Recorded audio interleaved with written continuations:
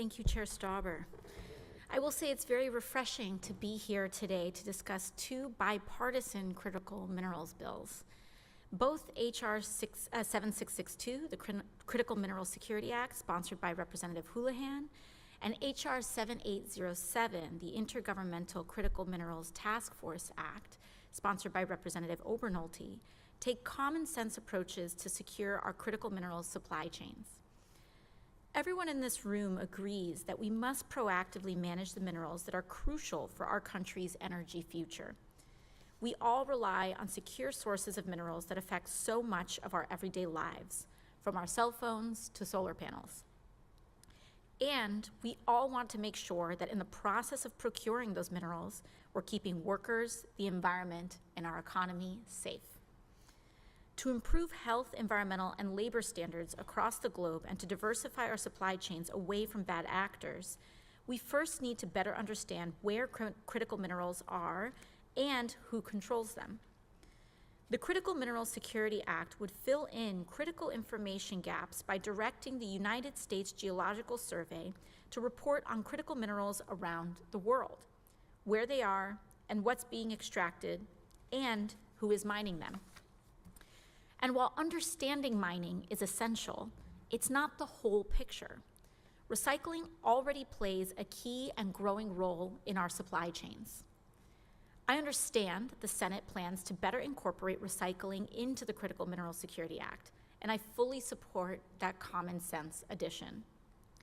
H.R. 7807, the Intergovernmental Critical Minerals Task Force, provides needed strategic coordination for our efforts to secure mineral supply chains. Despite what we hear from across the aisle, we cannot mine our way into mineral security, just like we can't drill our way into energy security.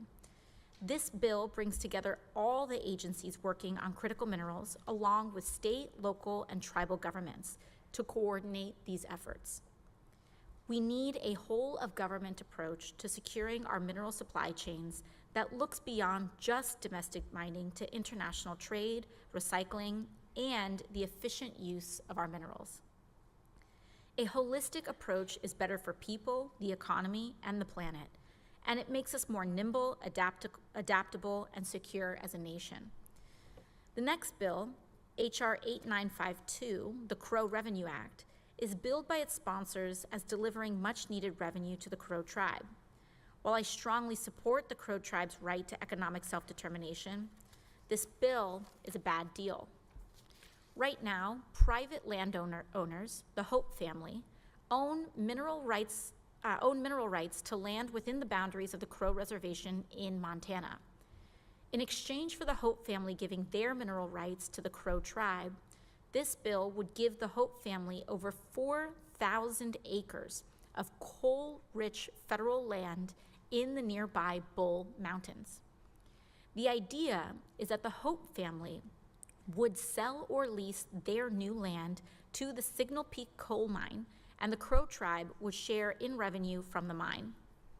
A few problems with this deal. First problem, this bill should be understood simply as a way for a coal company with a flagrant history of environmental and worker safety violations to skirt environmental review by moving to newly privatized land. Signal Peak Energy has been trying for years to expand its Bull Mountain coal mine into the federal lands at the heart of this land swap, but courts have repeatedly blocked the expansion due to inadequate environmental review. If these public lands in the Bull Mountains become private, Signal Peak, a scandal-plagued company recently fined $1 million by the Department of Justice and sentenced to 3 years of probation, could then skip all federal environmental reviews and begin mining. The second problem is that, despite what we'll hear today, the bill doesn't actually require any revenue sharing with the Crow tribe. Instead, this bill suggests the Crow tribe share their revenues from the former Hope family lands within the Crow Reservation with the Hope family, even though it's highly unlikely that coal will ever be developed.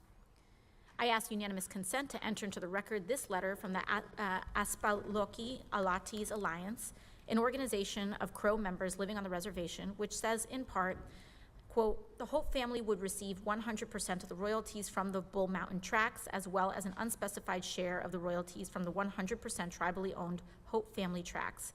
The tribe would be required to gratuitously give a share of the coal royalties from those lands.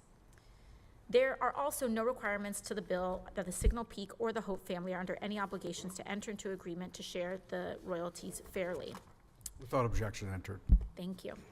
Given that Signal Peak is currently on probation with the Department of Justice and multiple former members of its leadership were criminally convicted of embezzlement, tax evasion, bank fraud, money laundering, cocaine trafficking, and firearms violations, forgive me for questioning if they would act in good faith in this deal.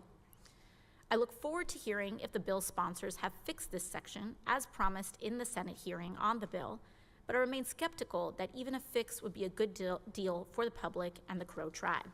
Thank you, and I yield back.